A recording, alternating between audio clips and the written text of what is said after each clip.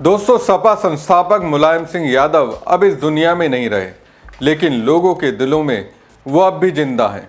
लोग अब भी सम्मान और प्यार के साथ उन्हें याद करते हैं और ये उन्हीं की सीख है कि अखिलेश यादव सपा को यूपी में लोकसभा चुनाव में नंबर 1 पार्टी बनाने में कामयाब हुए। अब बीजेपी को ये हजम नहीं हो रहा और उन्हें बैकअप देने वाली मीडिया, जिसमें सैटेलाइट मीडिया, अखबार और मैगजीन है, उन्हें अच्छा नहीं लग रहा। यूपी की राजनीति में मुलायम परिवार की जो साख है उसको चोट पहुंचाने के लिए दोस्तों एक इंडिया टुडे ने मुलायम परिवार को लेकर स्टोरी छापी और उस स्टोरी के कवर पेज पर दिवंगत मुलायम सिंह यादव को इस तरह दिखाया कि सपाई गुस्से से आग बबूला हो गए। नोएडा में फिल्म सिटी, जहां गोदी मीडिया और गोदी एंकल्स का एक बड़ा समूह है, वहीं पर उन्हें चारों ओर से घेर लिया। ये बताओ मुझे, तब नोएडा अथॉरिटी के सीओ जो IAS है, वे रोड पे आकर सुन रहे, तो ये दलाल है। तो गोदी मीडिया ये क्यों नहीं सुन रहे? प्राइवेट दलाल है, प्राइवेट दलाल है। उसके लिए आप लोग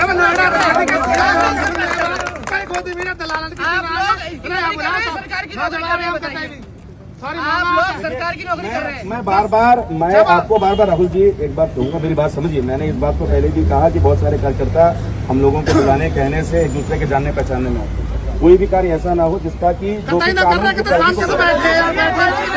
की परिधि को मैं बार बार कह रहा हूँ कि आप आए हो, आपकी बात उचित माध्यम तक 100% सुबह से ही पहुंच चुकी है। सर, जिस तरह अभी दोबारा हम पहुंचा देंगे। मांग रहे हो ना,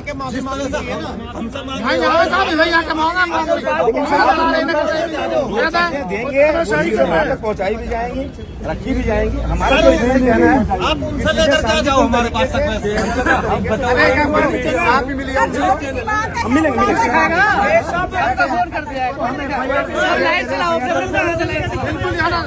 बिल्कुल बुला लो, ऐसी हम यहाँ बैठे, बड़े शांति से बैठे हैं। मुकदमा करना तो नमस्कार दोस्तों, मैं हूं प्रवीण सानी। देखिए, राहुल गांधी, अखिलेश यादव समेत तमाम नेता जो ये कहते हैं कि इस वक्त मीडिया में सामंतशाही ब्राह्मणवादी सोच के पत्तलकार अपने दायित्वों को भूलकर दलित, पिछड़ा और अल्पसंख्यकों के मोरल को डैमेज करने के लिए पूरी तरह से तैयार बैठे हैं, वो अपने आप में सच है। जिस आर्टिकल में दिवंगत मुलायम सिंह यादव के ना रहने के बाद घसीटा गया, उससे न सिर्फ अखिलेश यादव बल्कि यूपी गुस्से में है, माफ़ी देने के मूड में नहीं है। 19 नवंबर को सपा कार्यकर्ताओं ने फिल्म सिटी को ही घेर लिया। जब घेराव सपा कार्यकर्ताओं ने किया होगा, उस वक्त इंडिया टुडे ग्रुप में आने वाले न्यूज़ चैनल में काम करने वाले गोदी पत्रकारों का क्या हाल हुआ होगा।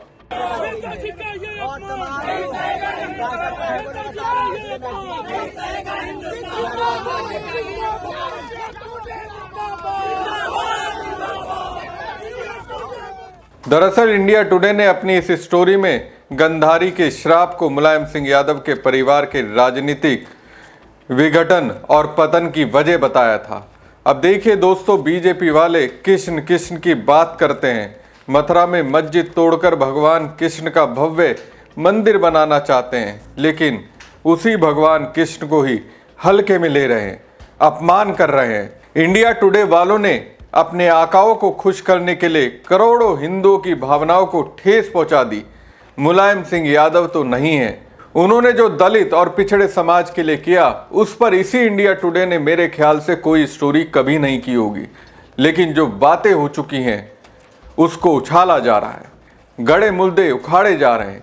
अब दोस्तों, इसके कवर पेज पे AI के इस्तेमाल से मुलायम सिंह यादव की एक ऐसी तस्वीर क्रिएट की गई थी जिसे आप देखते ही पहली नज़र में खारिज कर देंगे। ये बेहद ही घटिया सोच को दिखाता है।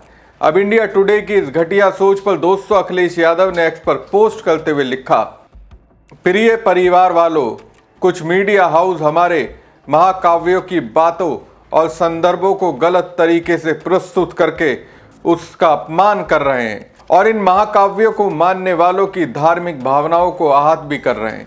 ये राजनीतिक दानाजीवी मीडिया हाउस बार बार परिवारवाद के नाम पर जो एजेंडा चला रहे हैं, क्या वो ये नहीं जानते कि हमारे दोनों महाकाव्यों के पीछे की सांकेतिक महाकथा का आधार परिवार रहा है। दरअसल सत्ता भक्ति में लीन ये लोग जाने अनजाने में परिवार के नाम पर हमारी पौराणिक महागाथाओं को मखौल उड़ा रहे हैं और उनकी कहानियों को बदनाम कर रहे हैं। ऐसी बातों से परिवार कमज़ोर होते हैं और महाकाव्यों का अपमान होता है। सच तो यह है कि जिन स्वार्थी लोगों के लिए काम कर रहे हैं वो स्वयं परिवार और संबंधों को कोई महत्व नहीं देते हैं।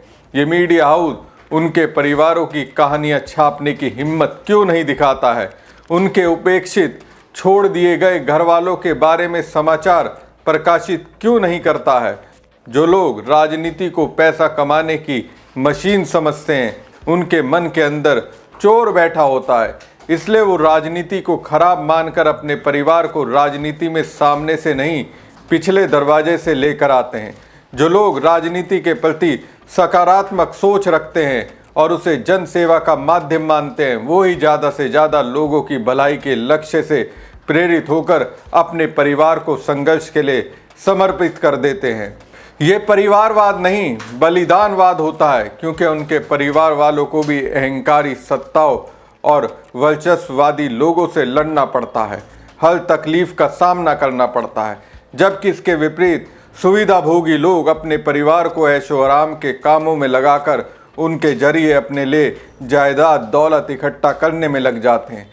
अगर परिवार इतना ही बुरा है तो भाजपाई और उनके अपरिवारवादी संगी साथी व दानाजीवी मीडिया हाउस घोषित कर दें कि वो आज ही उन सब लोगों को अपनी पार्टी और संगठन से निकाल देंगे जिनके माता पिता या परिवार का अन्य कोई सदस्य कभी भी राजनीति में रहा है। उन सभी को छोटे पद से लेकर मुख्यमंत्री जैसे बड़े पद से हटा देंगे जिनकी मठाधीशी का आधार पारिवारिक संबंध है।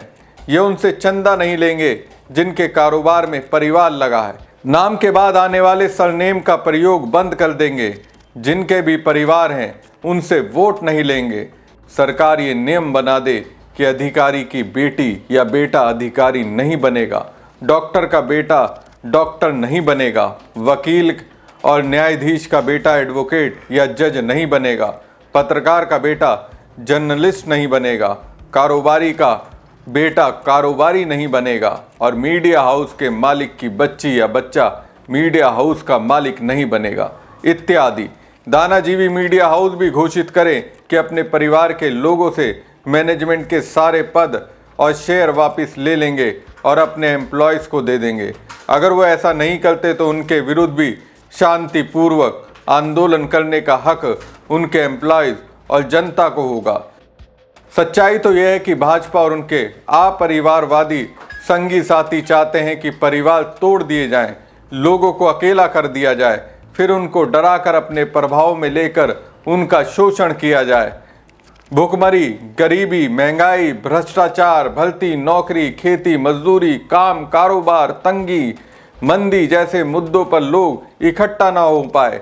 ये सब नकारात्मक स्वार्थी लोग एकजुटता से डरते हैं और चूंकि परिवार एकजुटता की पहली सीढ़ी होती है इसलिए परिवार को नकारते हैं। परिवार, कुनबा, कुल जब सकारात्मक होकर एक दूसरे से जुड़ते हैं तभी समाज बनता है। सच्चा समाज नकारात्मक लोगों के खिलाफ होता है। इसलिए जब कोई चोर डकैत गांव बस्ती में घुस आता है तो ये सारा समाज इकट्ठा होकर एक होकर उनको खदेड़ देता है। और उनके संगी साथी अंदर से डरे हुए लोग हैं, इसलिए परिवार की बुराई करते हैं। इनका बस चले तो कल को ये शादी विवाह भी बंद करवा दें जिससे कि परिवार बने ही नहीं, यहाँ तक कि पारिवारिक एकजुटता की तस्वीरों को भी बैन कर दें। दोस्तों, इतने लंबे चौड़े पोस्ट लिखने के बाद भी अखिलेश यादव रुकते नहीं हैं, आगे और लिखते हैं, पोल खोलते हैं। समझिए उनके अंदर किस कदर गुस्सा होगा। अखिलेश कहते हैं, कुछ स्वार्थी मीडिया हाउस भी चाहते हैं कि परिवार टूट जाए और लोग अकेले पड़ जाएं, जिससे अकेले लोग अलग अलग घरों में रहें और उपभोक्तावाद को बढ़ावा मिले। हर किसी का अपना टीवी, फ्रिज और बाकी सामान हो जिसकी बिक्री बढ़ाने के लिए कंपनियां अपना विज्ञापन करें और इनको विज्ञापन के लिए पैसे देकर इनका खजाना भरे। ये मीडिया हाउस बताएं कि प्रायोजित समाचार, फेक न्यूज, एजेंडा प्रोग्राम चलाने की दानापोशी व विज्ञापनों से कमाई गई अपनी अरबों की कमाई में से इन्होंने कितना परिवार को दिया और कितना अपने एम्प्लॉयज को। इन मीडिया हाउस और उनके पोषकों के अंदर इतनी नैतिकता तो होनी ही चाहिए कि जो लोग अब दुनिया में नहीं हैं उनको सम्मान के साथ प्रदर्शित करें। दिवंगतों के प्रति सम्मान की भावना रखना हमारी सांस्कृतिक परंपरा रही है। इन जैसे धन लोभी मीडिया हाउसों से पत्रकारिता के मान, मूल्य, मर्यादा और सैद्धांतिक सीमाओं की अपेक्षा करना तो व्यर्थ है। लेकिन अपने देश की सांस्कृतिक परंपरा की निरंतरता की रत्ती भर उम्मीद तो की जा सकती है। या इनमें इतनी भी नैतिकता नहीं बची कि कम से कम गुजरे हुए लोगों को तो अपनी खुदगर्जी का शिकार ना बनाएं। सम्मान नहीं कर सकते तो अपमान भी ना करें। क्या इस अपमान का आधार ये है कि ऐसे लोग शोषित, वंचित समाज से आते हैं? अब पीडीए नहीं सहेगा, खुलकर कहेगा। हर परिवार वाले के दुख, दर्द, तकलीफ को अपना मानने वाला, हर परिवार की तरक्की, खुशहाली और परिवारों से मिलकर बनने वाले समाज में अमन चैन चाहने वाला है।